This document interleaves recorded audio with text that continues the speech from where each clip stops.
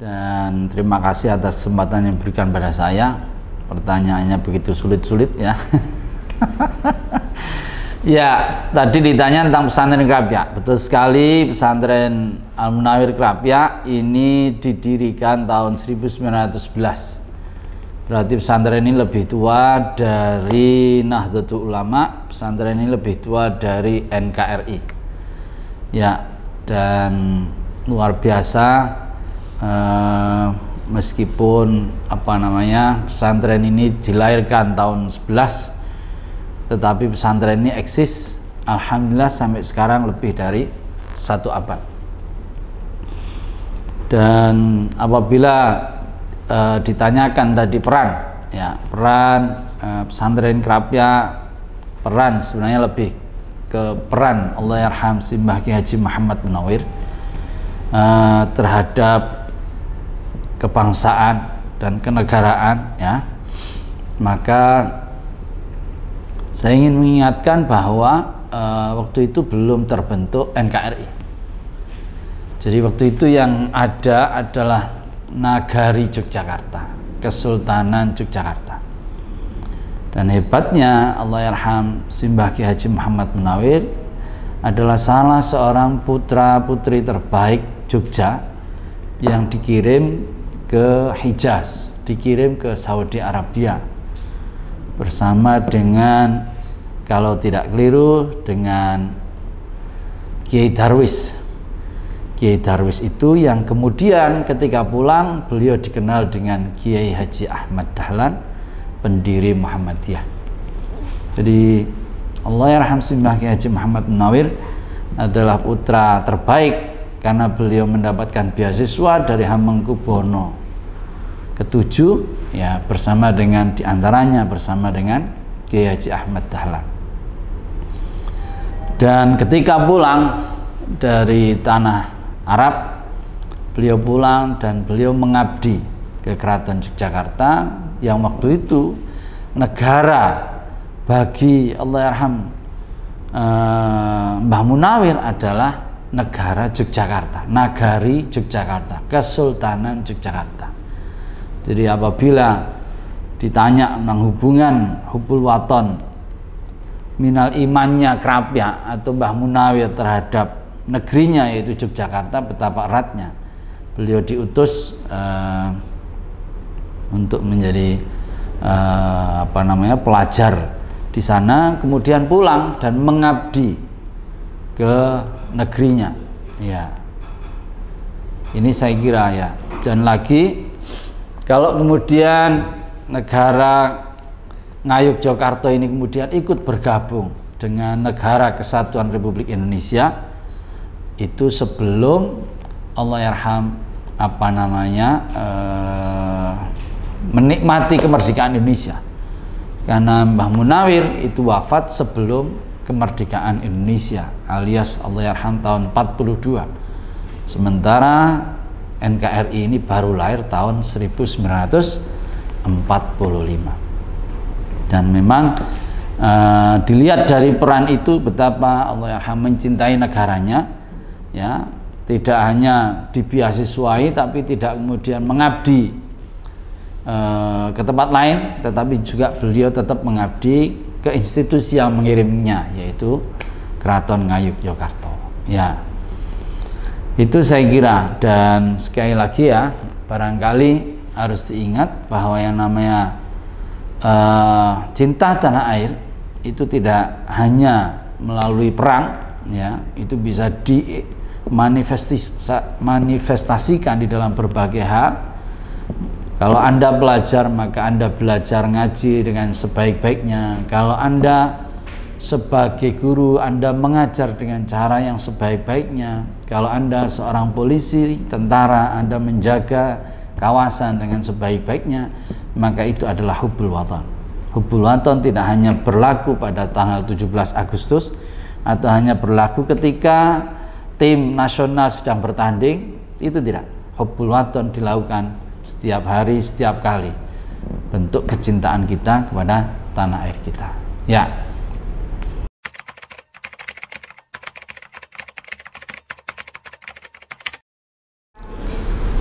Ya, santri sebagaimana apa namanya, dia adalah anaknya Pak Kiai, ya, mestinya dia tidak boleh apatis, dia tidak mau dengan keadaan, dengan lingkungan. Ya, kita diajarkan untuk tahu diri, tahu sadar lingkungan, sadar dengan peduli dengan masyarakat. Ya, apalagi santri diajar bukan hanya untuk sebagai pelajar sama sekali, tapi juga disadarkan untuk menjadi bagian dari anggota masyarakat.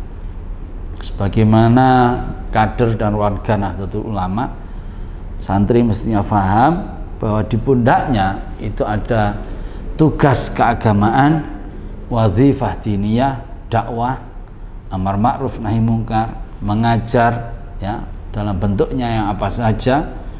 Juga ada wadzifah wataniyah, tugas kenegaraan. Dalam bentuk apa? Dalam bentuk ya bersama-sama dengan masyarakat lingkungannya membangun negeri, desanya semampu dia. Kalau mungkin dia dipercaya masyarakat, dia bisa berkiprah lebih jauh, ya, dia bisa menjadi apa saja yang diinginkan oleh masyarakat. Dan santri dalam hal ini tentu punya kompetensi. Kenapa? Ya karena santri itu mestinya ya orang yang jujur, orang yang baik, ya, punya integritas. Itu saya kira, dan itu modal penting di dalam berkiprah di tengah masyarakat. Ya.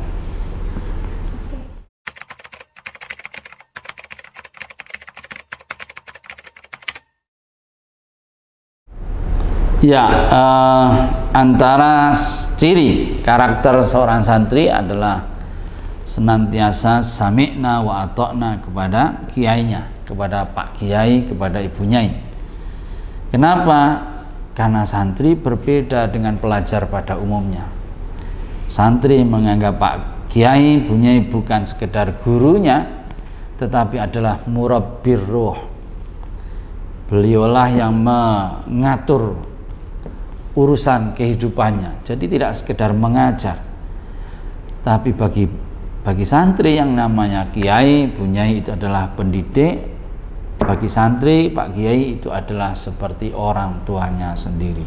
Ya, jadi sama dengan orang tua kita semuanya. Tidak mungkin kita bertentangan dengan orang tua kita ketika kita tahu apa yang diajarkan, apa yang diarahkan, dibimbingkan kepada kita adalah sesuatu yang baik, sesuatu yang berdasarkan alasan-alasan yang rasional, alasan-alasan yang religius, ya, alasan-alasan yang sifatnya keagamaan. Sebab tidak mungkin kita menentang hal itu, sebab kita diajarkan setiap kali, setiap hari itu untuk itu, ya. Tetapi kita harus lihat kebebasan di kalangan santri juga berlaku, ya. Tidak kemudian tidak ada ruang dialog antara santri dengan kiai. Pak Kiai memilih katakanlah satu hal dan kemudian mengharuskan santrinya untuk mengikutinya bukan tanpa alasan, tetapi ada ruang sebenarnya santri itu bisa memberi masukan kepada Pak Kiai. Nah, ini yang saya kira penting, dan hal-hal itu bisa kita lihat dalam pembelajaran. Kita banyak diberi ruang oleh Pak Kiai, ya, untuk mengemukakan pendapat. Di antaranya ketika kita ngaji, kita sering bukan hanya selesai ngaji sorogan, bukan hanya soal ilmu, tapi kita bisa menyampaikan sesuatu kepada Pak Kiai. Pak Kiai, Bu Nyai dapat salam dari bapak saya. Katanya bapak saya kangen sama Bu Nyai, gitu namanya. Kayak gitulah. Jadi demikian juga Pak Kiai, mohon maaf simbah saya sakit, mohon doanya kepada Pak Kiai. Dan itu tentu saja diberi apresiasi oleh Pak Kiai dan Ibu Nyai. Dan itulah saya kira proses atau ruang yang saya sebut tadi antara Kiai dengan santrinya sebelum kemudian Pak Kiai menentukan sesuatu. Jadi ada hal-hal yang sangat demokratis di dalam pesantren, di samping karakter santrinya adalah taat, sami'na wa ata'na. Jadi ketika sebelum, mestinya kita bisa ngomongkan segala sesuatu itu sebelum keputusan dilakukan. Nah itu bisa kita lakukan dialog, kita bisa musyawarah, kita bisa memberikan saran dan masukan kepada kiai. Dan hari ini saya kira banyak kiai yang sudah masuk di ruang-ruang sekolah perguruan tinggi, dan artinya kiai tidak mengambil keputusan dengan semena-mena, dengan cara yang tidak memusyawarah kepada santri-santri, utamanya yang senior-senior. Itu saya kira hari ini sudah sangat sekarang ini sudah sangat terbuka. Ya, itu saya kira.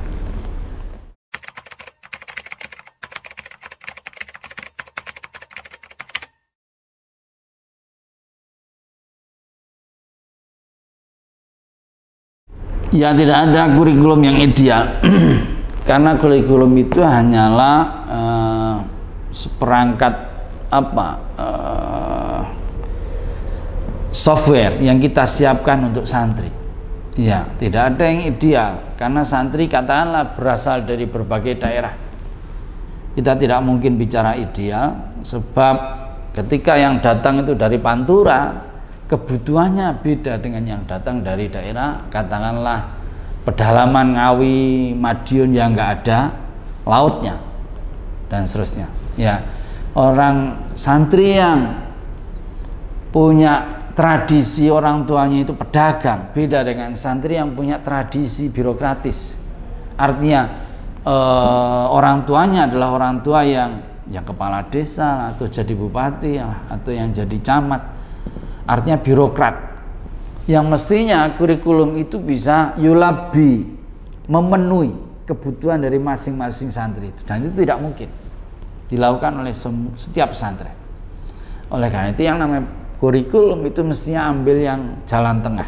Seperti kita lihat kurikulum nasional itu bukan kurikulum maksimal, sama sekali tidak. Kurikulum nasional itu harus kita lihat sebagai kurikulum minimal. Artinya penguasaan yang diharuskan oleh kurikulum oleh negara terhadap anak itu minimalnya seperti itu, bukan maksimal. Ya, sebab kalau maksimal tidak ada yang maksimal. Itu adalah capaian minimal. Sama dengan kurikulum pesantren. Kurikulum pesantren tidak ada yang ideal, tidak ada yang maksimal. Ya. Santri mau hebatnya kayak apa dalam soal nahwu shorof, tidak ada yang bisa. Apakah kemudian sampai khudori mamanya, atau sampai kemudian tingkatannya lanyah dalam hal kitab Mughni Labib mamanya dalam hal nahwu. Semua pesantren tidak mungkin. Ya, tetapi pada saya ada kurikulum minimal yang semestinya dilakukan oleh setiap pesantren. Apa kurikulum minimal? Pada saya kurikulum minimal setiap pesantren yang harusnya diajarkan oleh pesantren itu nomor satu adalah Quran. Sebab ini adalah kitab suci, kitab pedoman. Setiap santri itu semestinya mampu membaca Quran dengan fasih, dengan baik, sesuai dengan tuntutan ilmu tajwid, qiraah itu. Itu adalah kurikulum minimal. Ya, ini Quran. Yang kedua tentu saja adalah fardu ain. Fardu ain itu apa? Fardu ain itu adalah kajian-kajian ilmu-ilmu yang harus dilakukan oleh seorang santri. Apa itu? Yang ngerti sholat, ngerti hal-hal yang membatalkan sholat, syarat-syaratnya sholat, toharoh, hal-hal yang membatalkan, apa yang menjadi zakat, apa yang menjadi syaratnya membatalkan puasa dan seterusnya. Itu adalah fardu ain. Dan itu yang namanya santri tidak boleh tidak. Ya, ini saya kira akhlak yang minimal, bagaimana hubungan dengan orang tua, bagaimana tata cara hubungan yang baik dengan tetangga, dengan adik, dengan kakak, dengan pembantu, dengan guru dan seterusnya. Itu adalah kurikulum, pada saya kurikulum minimal.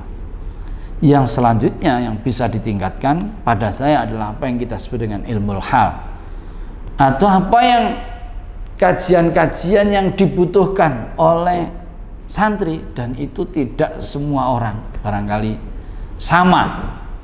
Ya, orang yang pengen jadi masinis, orang yang pengen jadi jadi pilot, ya tentunya harus dibekali dengan bagaimana cara dia sholat ketika di pesawat, bagaimana cara dia wudhu ketika, bagaimana cara dia harus menghadap kiblat, ya.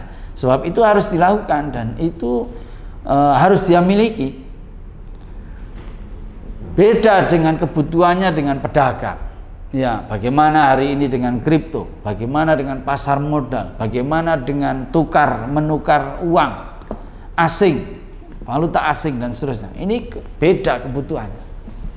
Ini namanya ilmu hal. Ya, dan itu yang kemudian menjadi tantangan dari masing-masing pesantren, dari apa yang dibutuhkan oleh masing-masing santrinya, dan itulah yang membedakan. Ya, saya kira itu bahwa setiap pesantren kemudian punya karakter sendiri, punya kecenderungan sendiri. Saya kira suatu hal yang wajar karena pesantren itu ada kiai dan biasanya keilmuan pesantren itu basisnya adalah keilmuan dari kiainya. Ya, kiainya itu sendiri. Kalau kiainya itu senang dengan ilmu alat, biasanya pesantren itu menekankan pada ilmu alat, nahwu, shorof, balaghah dan seterusnya. Tapi kalau pesantrennya, kiainya senang dengan ilmu fikih, syariat, hal-hal yang sifatnya hukum, maka pesantrennya akan lebih cenderung pada hal-hal yang bersifat ahkam seperti itu dan seterusnya. Itu nggak apa-apa.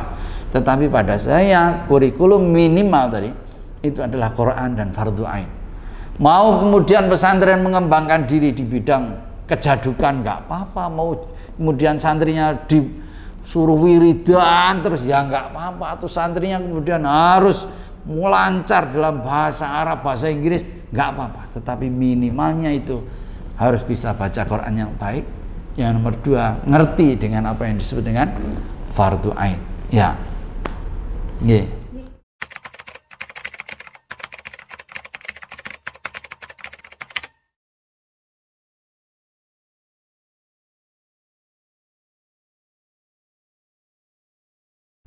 Ya, hari ini kita lihat masih jauh dari harapan, ya, namanya perhatian pemerintah terhadap pondok Quran.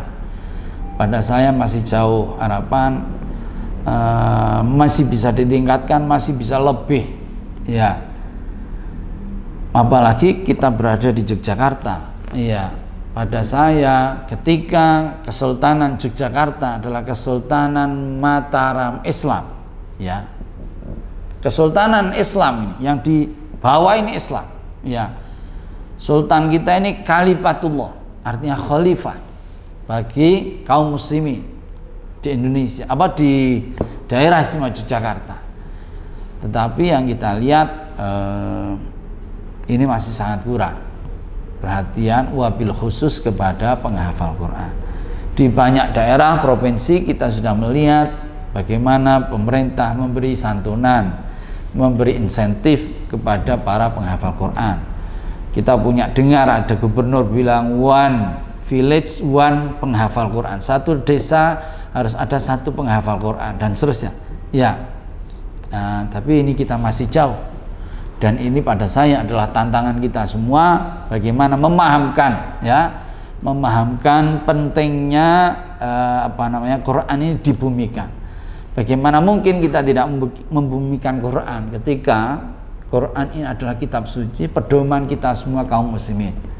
Ini yang saya kira harus jadi perhatian.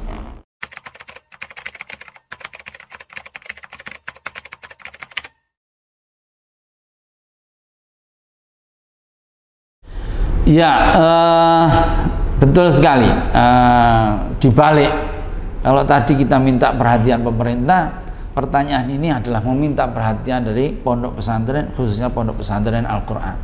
Bagaimana pondok pesantren Quran itu memvariasi diri supaya menarik, supaya orang mau datang, supaya orang memberi apresiasi, memberi perhatian. Ini saya kira menjadi tantangan kita. Pada saya, kalau kita menyebut pondok pesantren Quran dengan segala hal yang terkait dengan Quran, dan itu sesuatu yang tidak ada habisnya. Kita bicara pondok pesantren Quran itu mulai dari ya hafalan, tahfidz ya, hari ini marak di mana-mana. Pondok pesantren Quran yang membuka kelas program tahfidz. Tidak selesai di tahfidz, tapi kita bukan hanya qiraah yang masyhurah, tetapi juga qiraah sab'a, bahkan qiraah asyar.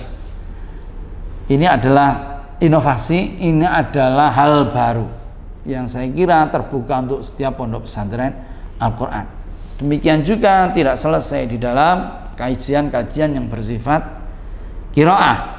Kita bisa perlebar lagi dengan kajian-kajian yang bersifat tafsirul Quran, mendalami maknanya, istikhraj ahkamihi wa hikamihi, mengeluarkan apa yang menjadi hukum-hukum dan hikmah-hikmah yang ada di dalam Quran, yang itu kemudian bisa kita sampaikan kepada masyarakat setiap kali, setiap saat, sehingga masyarakat itu punya pedoman di dalam dalam hal kaitannya dengan kitab sucinya, bukan hanya dari segi bacaan, tapi juga dari segi pemaknaan. Inilah yang saya kira ini menjadi tantangan kita semua, pondok-pondok Al-Quran ya, untuk bisa menarik tadi ya, jangan sampai sini nasiyakum kita punya brand pondok tahfidz Quran tetapi tidak punya kompetensi soal itu.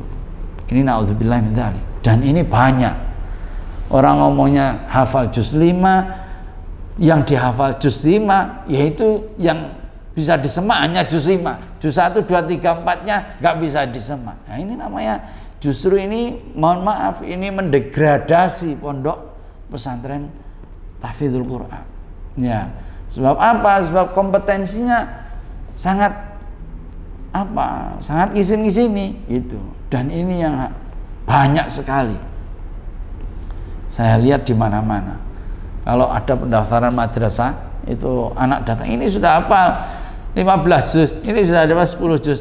Ya mohon maaf, kita tes juz ini sampai juz ini saja dia kelompok tuh katanya hafal sekian gitu.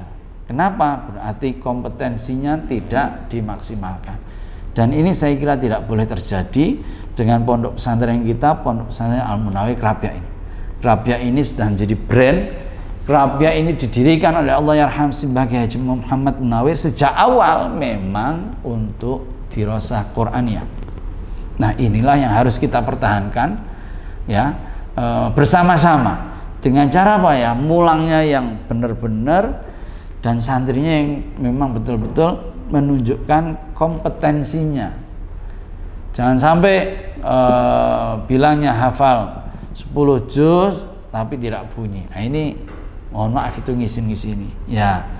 Dan sekali lagi tadi kita bisa perlebar urusan pondok pesantren Quran, tidak selesai hanya di bacaannya tetapi juga pada pemaknaannya, dan itu Masya Allah tidak selesai. Masya Allah kita bisa bikin banyak hal ya. Hari ini di Krabia baru ada kamus Indonesia Arab.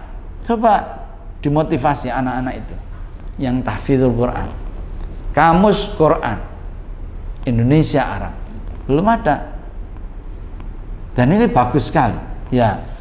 Coba bikin cerita-cerita Nabi, basisnya adalah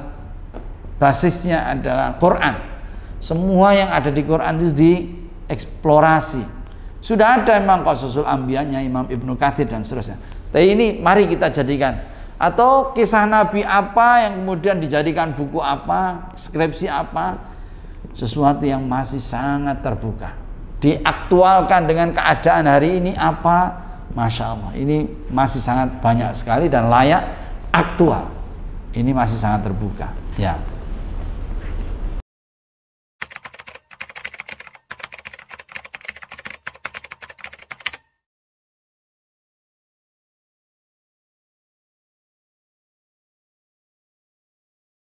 Kalau saya yang pertama tadi, karena namanya santri, yang betul-betul dijaga adalah integritas dia.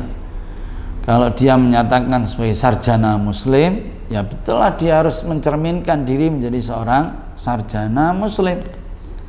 Ya sikapnya, ya omongannya, ya perilakunya, tindak tanduknya itu mencerminkan sebagai syahsiyah dia itu punya identitas, dia sebagai seorang santri. Kalau Anda santrinya Allah yarham Simbah Ki Haji Muhammad Munawir, tunjukkan bahwa Anda itu bacaan Qur'annya itu baik.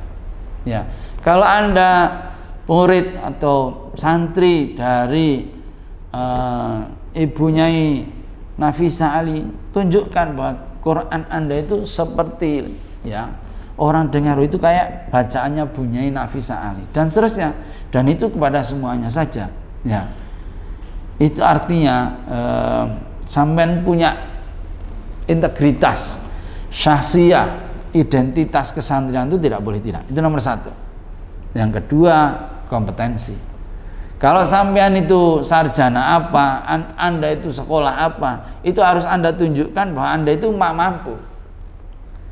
Memang pakar di situ. Nah, ini supaya dipercaya oleh masyarakat. Sebab kalau hanya akhlaknya baik tetapi nggak punya kompetensi, ya orang nggak akan pakai. Yang dicari hari ini oleh semua orang, semua kalangan, itu adalah orang yang punya akhlak yang baik, jujur, rendah hati, ya, tidak sombong dan seterusnya, tapi juga orang itu punya kompetensi. Ya, kita bicara akhlak itu jangan hanya bicara tentang ya mundak-munduk, orang punya sikap, tetapi kita juga harus lihat akhlak kinerja.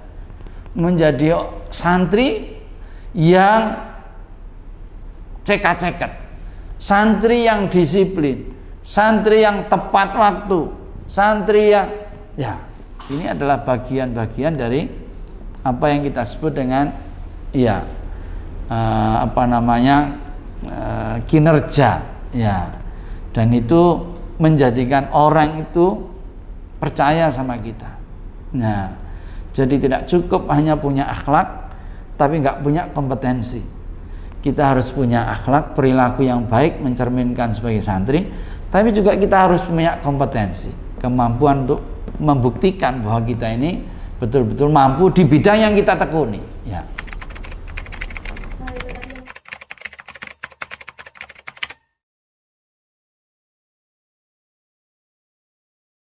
Ya, saya kira apa yang saya sebut tadi ya, bahwa santri itu harus punya ya integritas, orangnya itu bisa dipercaya, tidak ingkar janji, khianat ya. Yang kedua yang saya ingin sampaikan adalah soal kompetensi ya.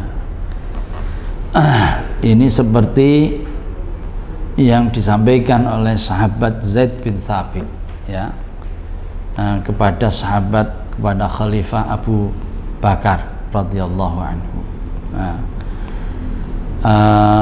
Sahabat Abu Bakar meminta sahabat Zaid untuk menjadi panitia mushaf, penyalin mushaf, dan sahabat Abu Bakar menunjukkan kepada sahabat Zaid. Kenapa yang dipilih oleh sahabat Zaid? Karena sahabat Zaid itu punya integritas ya, dan sahabat Zaid itu punya kompetensi. Beliau pernah menulis juga wahyu di masa Kanjeng Nabi, yang oleh karena itu dipercaya oleh sahabat Abu Bakar, Khalifah Abu Bakar, untuk menyalin ya, mengkodifikasi Quran pada masa beliau. Soal kompetisi ya, saya kira itu menjadi nomor yang kesekian. Saya ingin mindset kita itu kita ubah. Bagaimana kita jangan mudah memaknainya dengan kompetisi, memaknainya justru dengan kerjasama, bahwa keunggulan masing-masing itu bukan sesuatu yang harus dipertarungkan, harus dipertandingkan, tetapi sesuatu yang harus dikelola bersama-sama. Itu yang pada saya penting untuk ya. Jadi santri saya kira tidak perlu khawatir bersaing dengan yang lain-lain, karena saya pastikan ya, dengan akhlaknya, tindak tanduknya, orang tua akan pasti bisa mengalahkan yang lain dalam tanda petik. ya, dia pasti akan lolos dengan kompetisi yang berlaku di masyarakat. Ya, itu karena sikapnya, dan bukan hanya sikap, sekali lagi kompetensinya. Iya, jadi kalau sama-sama insinyur ibaratnya, ya mesti orang milih yang santri karena dia lebih bisa dipercaya, perilakunya, pengamalan keagamaannya itu lebih bisa dipercaya, dan itu saya kira ya bisa lebih diterima oleh masyarakat. Itu pasti pada saya.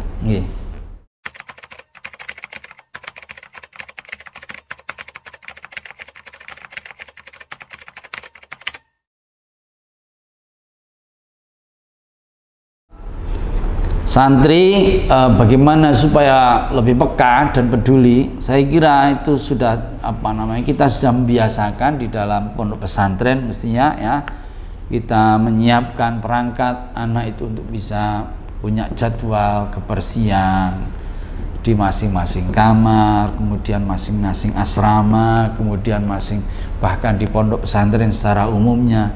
Nah, itu sesungguhnya adalah melatih solidaritas, melatih kepedulian di antara kita. Ya, bagaimana kalau ada anak temannya yang kemudian kena musibah, bapaknya apa, ibunya kenapa, kemudian sama-sama urunan sedikit-sedikit kita sumbangkan atau sama-sama ke sana. Ya, itu adalah bagian dari merawat solidaritas. Sebab karakter santri itu sudah melekat solidaritasnya, beda dengan pelajar yang lain. Kenapa?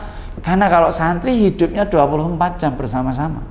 Beda dengan pelajar. Kalau maksudnya pelajar sekolah-sekolah lain. Kalau sekolah yang lain itu dia hanya belajar 6 jam, 5 jam bersama-sama, habis itu selesai. Kadang itu beda-beda urusannya. Tetapi kalau santri bahkan satu bantal sendiri, ya, itu menjadikan solidaritas di kalangan santri justru lebih, ya. Yang solidaritas itu menumbuhkan kepedulian, menumbuhkan ya ini. Jadi saya kira beda ya, solidaritas di kalangan santri saya kira lebih daripada kalangan pelajar yang lain. Yeah.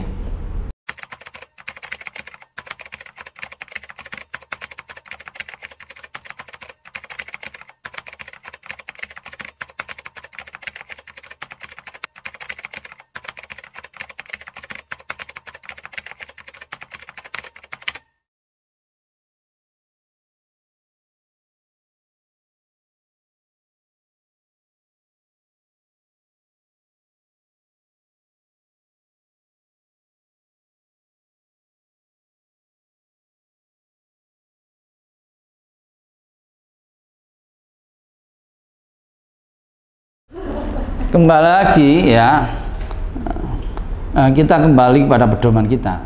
Quran menyatakan a'udzubillahi minasyaitonirrajim was'alu ahla dzikri in kuntum la ta'lamun. Jadi kita kalau ada orang sama-sama punya konten, sama-sama punya pernyataan katakanlah, maka kita lihat backgroundnya, orang ini bagaimana. Kalau memang orang ini punya sejarah atau jejak digitalnya, memang orang itu pakar di bidang pertanian, dan yang satu tidak, ya tentu saja kita harus kembalinya kepada orang yang memang punya jejak digital atau kemampuan akademik yang seperti itu. Kita hari ini dimudahkan loh dengan adanya titel, ya, ada SAG, ya, ada MSI, ada SH. Itu kan berarti itu kita dimudahkan sesungguhnya untuk melihat kapasitas seorang itu. Nah, oleh karena itu tanda bahwa dia punya perhatian atau dia punya kecenderungan untuk mengkaji sesuatu, ya. Itu adalah qarinah atau faktor yang menunjukkan bahwa dia ahlu dzikri, artinya orang yang punya kemampuan, ya. Jadi jangan lihat konten waton share enggak. Ya, saya kira kita lihat kepakarannya, kita lihat kemampuan akademiknya. Sebab kalau kita salah milih, kita diingatkan Kalau kita menempatkan sesuatu tidak pada tempatnya, yang jadi adalah kehancuran, artinya sesuatu yang justru tidak produktif, tidak baik. Ya, ini saya kira. Ya. Jadi yang perlu digarisbawahi adalah tadi was'alu ahla dzikri. Iya, yang kita lihat adalah kepakarannya, ilmiahnya bagaimana, itu saya kira. Ya. Pengalamannya, umpamanya, ya, sama-sama yang satu ingu bebek, ya kita lihat yang lebih tua yang mana dan seterusnya. Ya. Oke, Pak Henry, matur nuwun sangat. Itu tadi pertanyaan terakhir. Itu aja. Sudah banyak sekali. Matur nuwun sangat atas kesediaan waktunya dan jawaban-jawabannya serta ilmu-ilmu yang sudah dibagi kepada kami semua. Matur nuwun Pak Henry. Wassalamualaikum warahmatullahi wabarakatuh. Salam sama-sama. Salam pada Mas Awi ya. Waalaikumsalam.